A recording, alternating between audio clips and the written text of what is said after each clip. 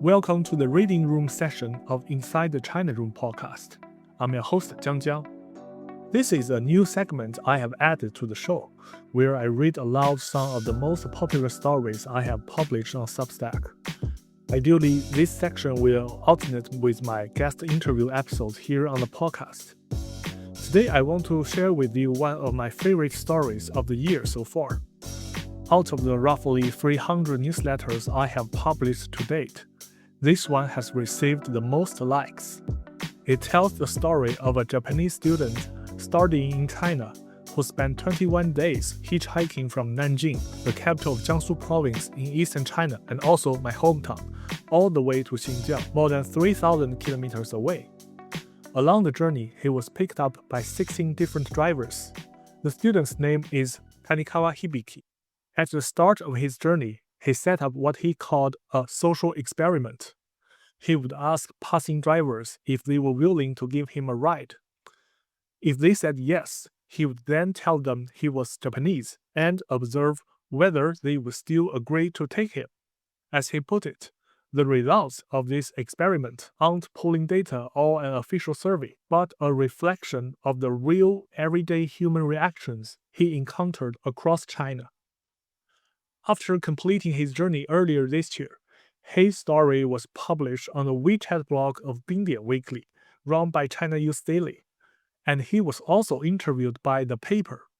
What I love about this story is its authenticity. Although the number of drivers he encountered is a small sample size, and the randomness of the road plays a big role, it still reveals a side of China that even I, as a native, may not always be fully aware of. Now, let me read you this story. I'll tell it from the protagonist's first-person perspective. One note before we begin. I have used AI to enhance my voice in this narration so that you can enjoy a smoother listening experience. A Japanese student's social experiment across China. Tanikawa. I'm Japanese, born and raised in Japan with a thorough understanding of my homeland. In contrast, I knew almost nothing about the world overseas. I believed that going abroad was the perfect opportunity to experience a completely new life. And in a country as vast as China, there must be worlds I've never seen. It was this thought that brought me to Chinese soil. I'm a master's student at the School of Journalism and Communication at Nanjing University.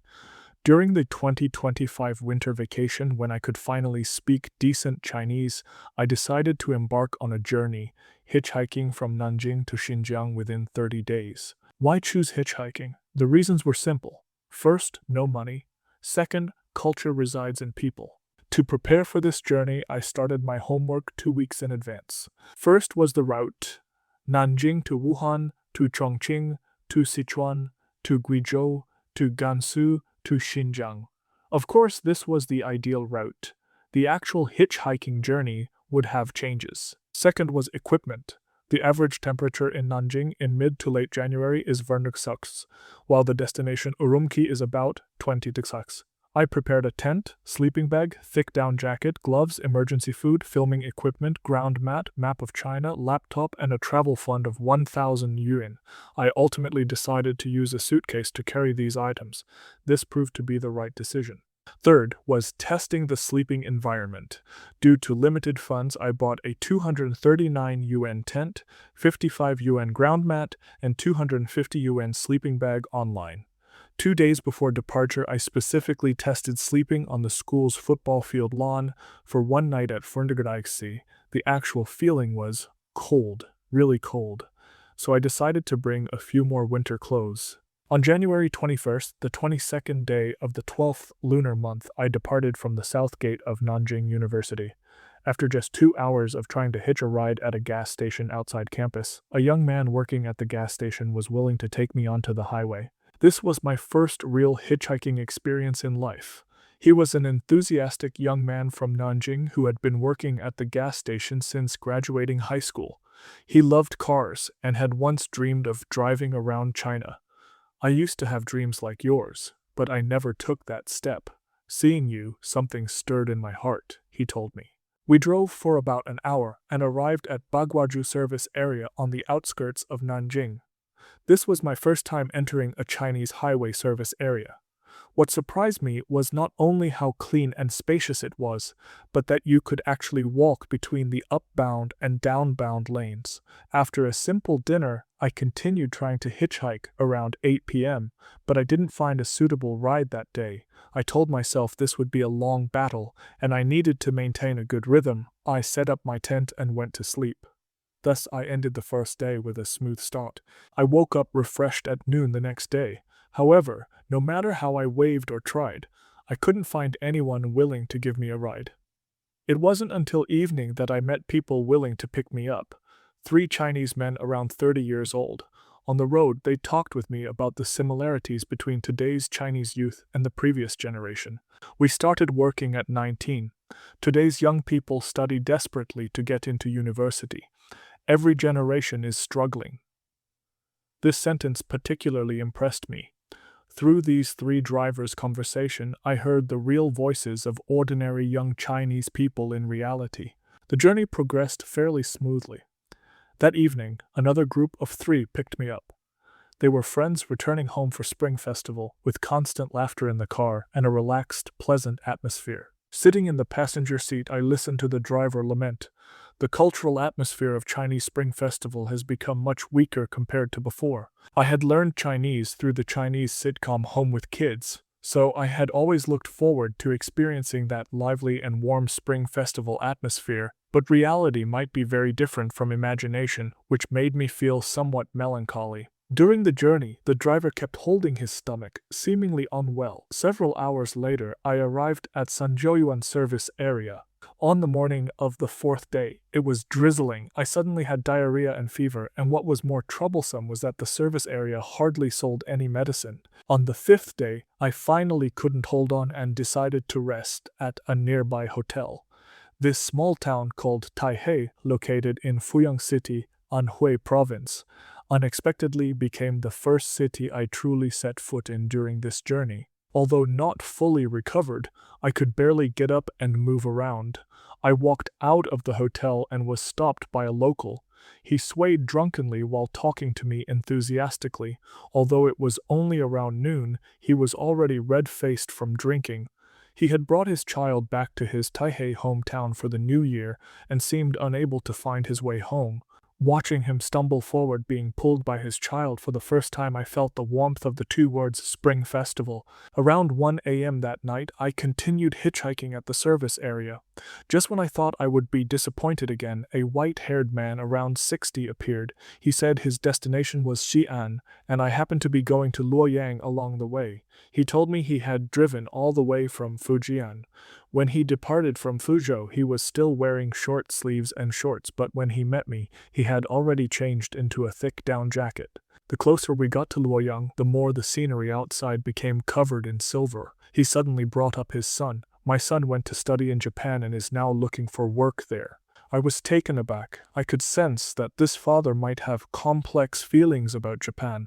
I had never carefully considered what Chinese parents actually feel about their children studying in Japan. Considering how much Chinese people value family, and considering his generation's impressions of Japan, I began to slowly understand his feelings. Lost in thoughts, I arrived at the second city of my journey, Luoyang. Since I couldn't hail a taxi directly on the highway, I left the service area through the employee passage, walked for nearly 30 minutes, finally entered the city, hailed a taxi, and rushed to meet my friend at our agreed location. Looking at Luoyang's streetscape from the taxi, I suddenly felt this city had some similarities to my hometown Kyoto. Sure enough, Kyoto was historically modeled after Luoyang. In my friend's bed, I slept until I naturally woke up. The long mist bed completely released my fatigue. After waking, I went with my friend to Luoyang's famous World Heritage Site, Longmen Grottos. This is one of the precious marks left after Buddhism entered central China via the Silk Road. Standing before the giant stone Buddha, I couldn't help but hold my breath. That sacred, solemn figure, still standing after thousands of years of wind and frost, seemed to be telling something. Having attended a Buddhist boys' high school, I felt an indescribable karmic connection here. After touring the grottos and returning to my friend's home, I experienced my first real Chinese New Year's Eve. The dinner wasn't as lively as I had imagined from Home with Kids, but it had the warmth of family reunion. Although there weren't firecrackers everywhere or drums beating loudly, everyone sitting around one table, that atmosphere still moved me. After the New Year's Eve dinner, we watched the Spring Festival Gala while listening to the endless sound of firecrackers outside. Later, we also lit handheld fireworks to drive away evil and welcome fortune, and I welcomed my first New Year transition in China. Early on New Year's Day, my friend's father gave me a red envelope. This was my first time officially receiving a hongbao, both exciting and novel. I told him I wanted to personally experience the Chinese New Year atmosphere, and without hesitation, he took me along to visit relatives. In one relative's home after another, I saw countless friends and family sitting together, eating and chatting lively, children chasing and playing in the house, adults holding teacups and exchanging pleasantries. At that moment, it felt like I had truly entered the world of Home with Kids. This traditional culture of visiting relatives during Spring Festival cannot be felt through words alone. Only through personal experience can one understand the profound meaning of family. Compared to Japanese New Year, the cohesion of family and kinship displayed by Chinese people during the New Year is deeply moving. We also specifically went to Luoyang's famous White Horse Temple. This is known as one of the birthplaces of Chinese Buddhism, and the Pure Land True School, to which my Buddhist high school belonged, was born here. The temple has Buddhist architecture from 4 countries and has become a gathering place for Chinese and foreign tourists. Since it was New Year's Day, there were crowds of visitors and many places required queuing for nearly an hour. Every corner showed families coming to pray with their whole families, and groups of tourists filled the square. Standing in the sea of people, I personally felt that for Chinese people, Spring Festival is not just a holiday but a continuation of faith and culture. After lunch, I continued my hitchhiking journey. During Spring Festival, traffic at service areas was unusually sparse, but after waiting just 30 minutes, a man was willing to give me a ride. At dawn, I arrived at a service area in Xi'an's suburbs. This was the 3rd city I reached on this trip. I rushed to the famous attraction, Terracotta Warriors. The scenic area was flooded with tourists, requiring a 2-hour queue to enter. I suddenly remembered news I saw years ago. Nowadays, more and more Chinese people choose not to return to their hometowns during Spring Festival, but to travel instead. This scene made me deeply agree. That evening, I didn't return to the city service area, but chose to camp at Qinhan New City Waihei Wetland Park, falling asleep to the sound of wind. Around 11:30 a.m., I was awakened by birdsong. That day, a Xi'an fan who followed me on Xiaohongshu said they were willing to treat me to a meal. He took me to the site of Hancheng'an City, which was the 3rd World Heritage Site I visited after Longmen Grottos in Luoyang. These were palace ruins from the Western Han period, so vast they couldn't be seen at a glance. Even riding an electric tour car, it took an hour and a half to barely finish touring. After touring, I returned to Hancheng service area. There were still 635 kilometers to the next stop, Lanzhou.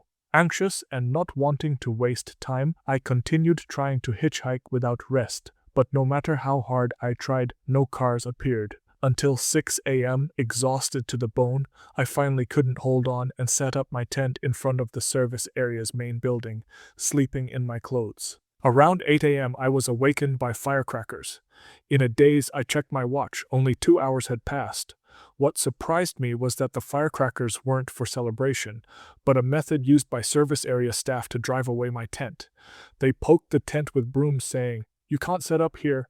After negotiation, they allowed me to move my tent to a corner in front of the building, and I barely got some sleep. At 2 p.m., sunlight shone directly on my face, and I was awakened by the heat.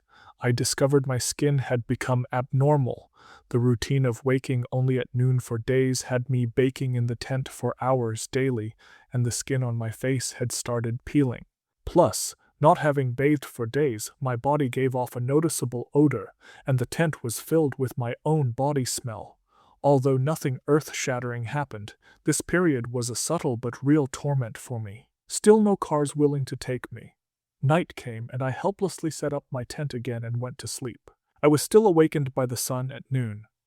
I had gotten used to simply wiping my body with wet tissues, then starting a new round of hitchhiking attempts.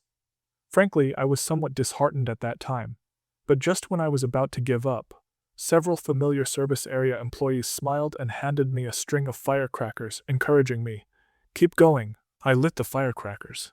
In an instant, emotions surged. I revived my spirits and started flagging down cars. Sure enough, a car stopped. The driver was a man around 30. His words completely overturned my world. He said, "I hate Japan." At first, I thought I had heard wrong. He even added, "I don't like Japanese people." The atmosphere in the car immediately became heavy. My heart was full of doubts, and I finally couldn't help but ask, "Since you hate Japanese people, why are you still willing to give me a ride?" He calmly answered, "Helping others has become my habit. No matter who it is, as long as I see someone in difficulty, I will definitely help. This is just a habit formed since childhood. I really don't like Japanese people. That hasn't changed. But who this person in front of me who needs help is doesn't matter to me at all." I was stunned. These words, seemingly simple, struck my heart heavily. The two words, helping others, are easy to say but hard to do. It means sacrificing your own time and energy without seeking reward. Many people hesitate between helping others and whether it's worth it. But this driver had made helping others a habit since childhood, regardless of who the person was. I feel that perhaps this belief will plant an indelible seed in my future life. He not only gave me a ride, but made me reconsider what kindness really is. I thank him from the bottom of my heart. I hope to see this man again someday, and I will definitely thank him in person.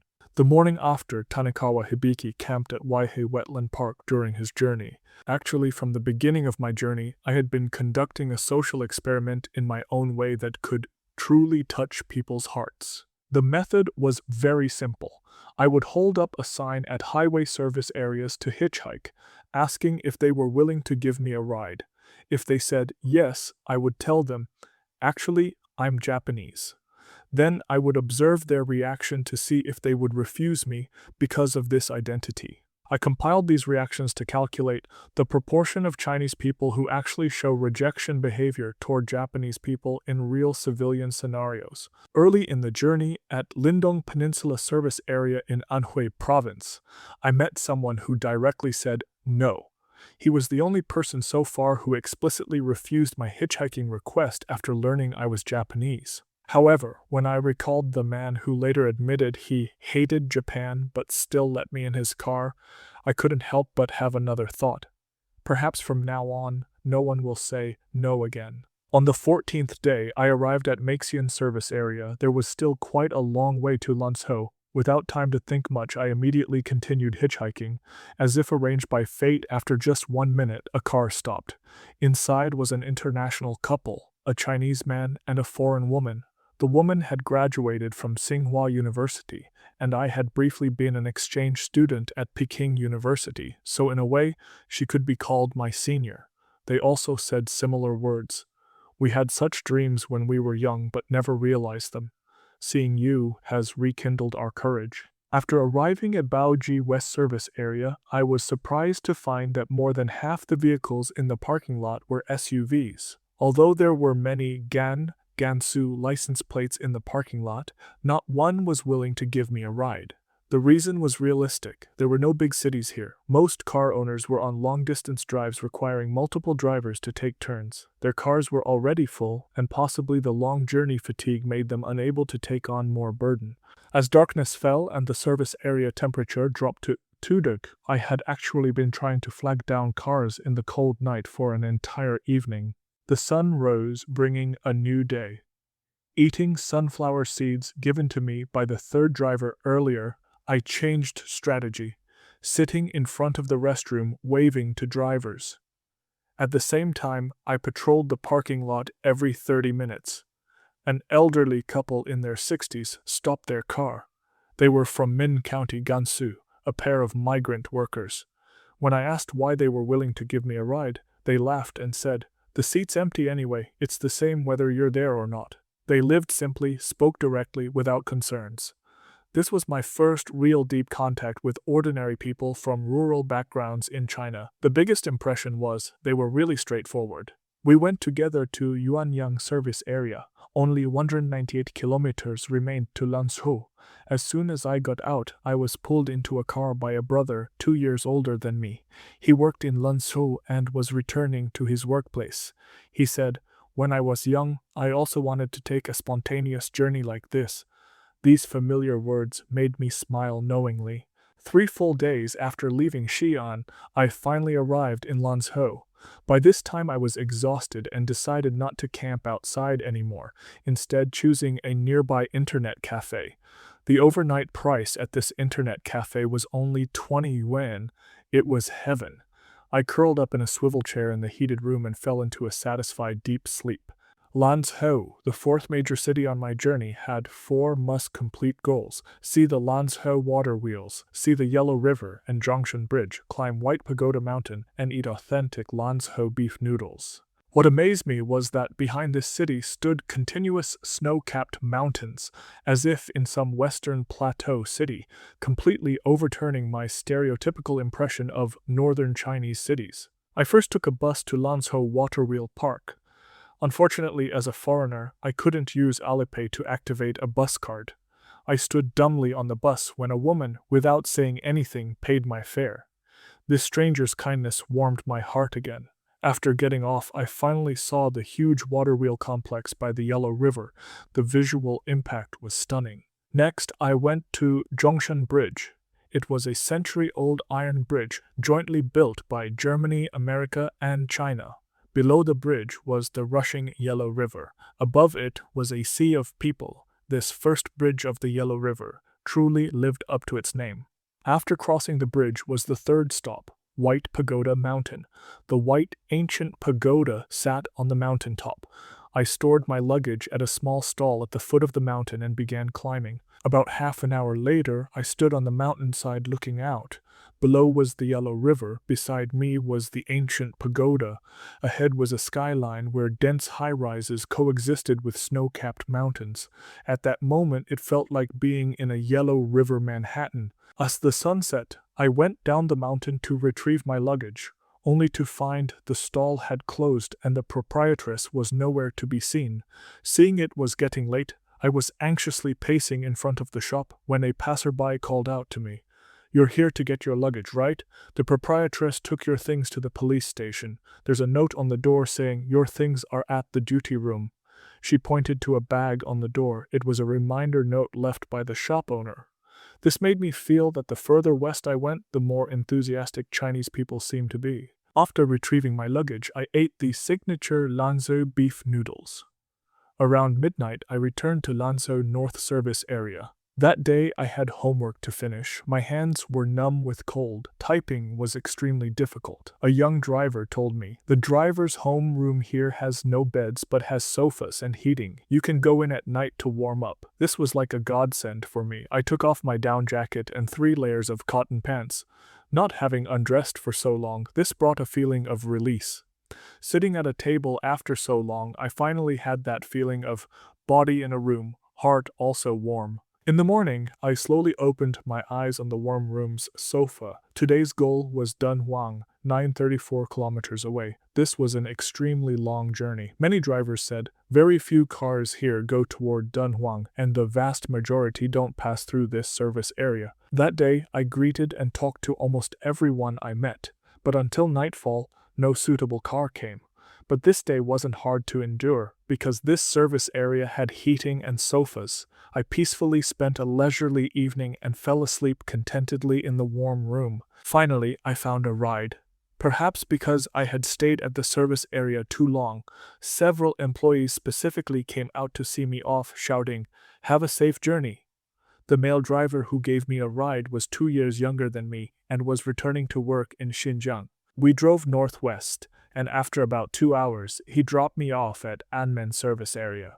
Initially hearing this name, I had no concept of it, but as soon as I got out, I understood. This place was completely different. The architecture here had strong Tibetan style, with carved doors and windows, bright colors. Even the service area signs had Tibetan script. This was a service area at 3,500 4,000 meters elevation, belonging to a Tibetan autonomous county. I felt a strong cultural shock here. The architecture, clothing, and language were all quite different from central China. I felt incredibly fortunate to briefly stop at such a unique place, but my good luck seemed to run out there. That night, I didn't get another ride. At 3 a.m., the temperature dropped to 17 degrees Celsius. I put several plastic chairs together as a bed, crawled into my sleeping bag, curled up in a corner of the service area trying to sleep. Outside were cold winds, starry sky, and the silent plateau. Having not bathed for a week, the first thing I did after waking was pay 10 yuan and enter the service area's shower room. The moment hot water flowed over my body, I almost cried with emotion, but after washing, my skin actually got worse. Perhaps washing away the thick protective oil layer facing the dry bone-chilling air, my skin immediately began cracking and peeling. I walked out of the shower room and saw Myashan Mountain facing me. A snow-capped mountain reaching 4,247 meters, standing before me like a deity. This was my first time witnessing peaks and mountain ranges higher than Mount Fuji. Sunlight shone on the summit. The snow glare was blinding. I stood in place, unable to move my gaze for a long time. At that moment, language could no longer describe the shock in my heart. Just as I was struggling to wait for a car while holding a sign saying, "Please take me to Urumqi," an SUV stopped in front of me. The driver was a Han man from Gansu. He had spent New Year with his family in his hometown and was now returning to his workplace in Xinjiang. I curiously asked, "Why don't you go develop in big cities like Shanghai or Shenzhen?" He said, "Because I like Xinjiang." When he said this, his eyes were frank, his tone certain. "It's like falling for a girl. I just like it here, so I stay." I smiled. The most moving reasons in this world never need explanation. That night, the lowest temperature reached an astonishing 20 degrees. Before dawn, I was awakened by the cold. Shivering in my sleeping bag, I couldn't suppress my inner excitement. I had already completed 2/3 of the journey. Although my body was exhausted, my nerves were quietly excited. This journey was really approaching its end. Wrapped in clothes, I walked around the service area to warm up. The entire parking lot was bustling early in the morning. It turned out that many car engines had frozen due to the extreme cold. People gathered around car fronts, pouring hot water on engines, waiting for the sun to rise and thaw them. I stood at the restroom entrance as usual seeking a ride, but what stopped in front of me was a top-tier SUV worth several million yuan. "We're traveling around the world. Our current destination is France," a man said cheerfully. 2 SUVs, a team of brothers, they enthusiastically invited me to ride along. The driver seemed to have studied abroad in an English-speaking country, revealing a broad perspective in his conversation. This was my first time riding in a top-tier SUV. Just the stability and capability galloping across the Gobi Desert was unforgettable. What surprised me more was that their car actually had 2 license plates. They explained that one plate marked rescue was a special license for rescuing others in no man's land. They didn't just drive for themselves but also carried the responsibility of saving people in the desert. I secretly set a goal in my heart. One day in the future, I too will own my own off-road vehicle. Due to route directions, I got off at Guazhou County before Dunhuang. Here, as far as the eye could see, was endless Gobi Desert, and in the center of this desolate land stood a lonely and solemn sculpture. Son of the Earth. This sculpture was created by a professor from the sculpture department of Tsinghua University's Academy of Arts and Design. The statue seemed to grow from underground, head held high, posture steady, very much like an incarnation of this land itself. On the Gobi Desert around the statue grew a plant called camel thorn. I reached out and gently pinched it. Snap, it crumbled. That dry, fragile texture, as if it wasn't a plant but stone, made me truly realize I was in desert territory. I held up my sign seeking a ride, and an enthusiastic uncle living nearby stopped his car, willing to take me to the next service area. Thus, I smoothly arrived at Bolongji service area. From here to Urumqi, only 1,038 kilometers remained. But that night was really too cold. The cold wind cut like knives, and I had no desire to flag down cars. So I told myself, the remaining journey, continue tomorrow. I wrapped myself tightly in my sleeping bag, lay on chairs inside the service area, and slowly fell asleep in the bone-chilling cold and quiet silence. In the morning, the temperature was still a bone-chilling 16 degrees 6. I opened my eyes on the chair and tugged at my frost-covered sleeping bag.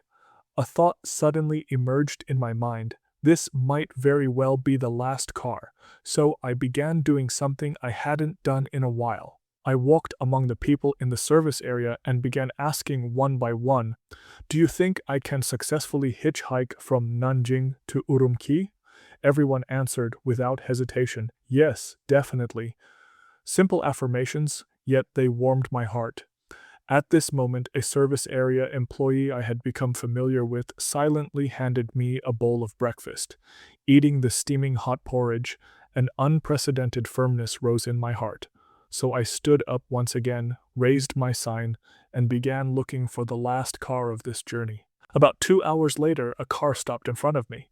The driver was a young man in his 20s from Gansu, currently working as an art teacher at a middle school in Xinjiang.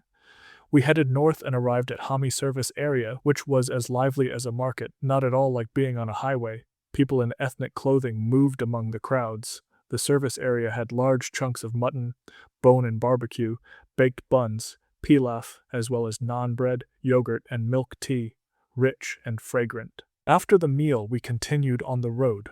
As the elevation rose and temperature dropped sharply, a huge snow mountain rainbow suddenly appeared among the mountains.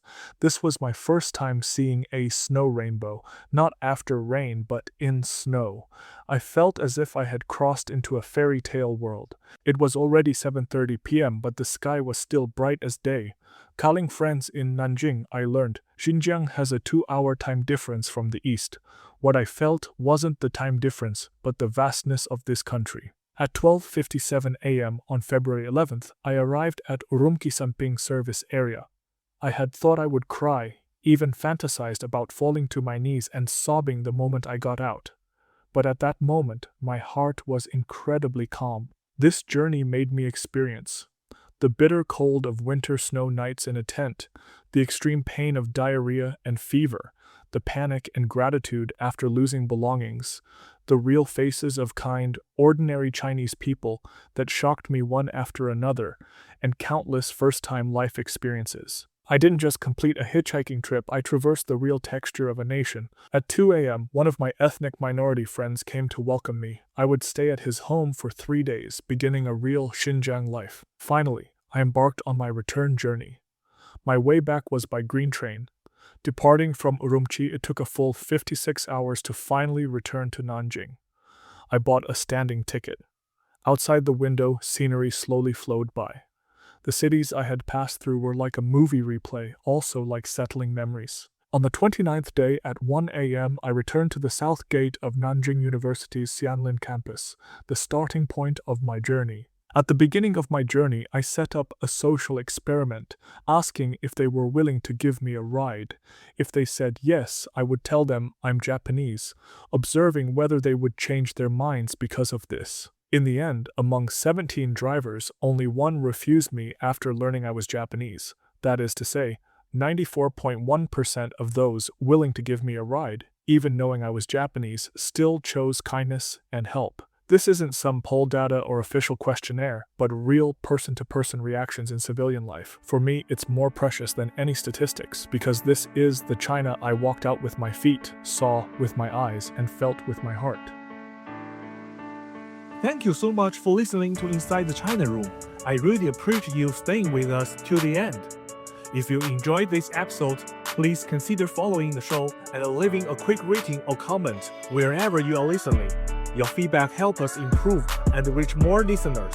I always love hearing from you as well, so feel free to email me at jjiang.sisu@hotmail.com with any thoughts, questions, or even ideas for future episodes. And if you found today's conversation helpful, please share the podcast with a friend who might enjoy it too. Thanks again for joining me. See you next time and take care.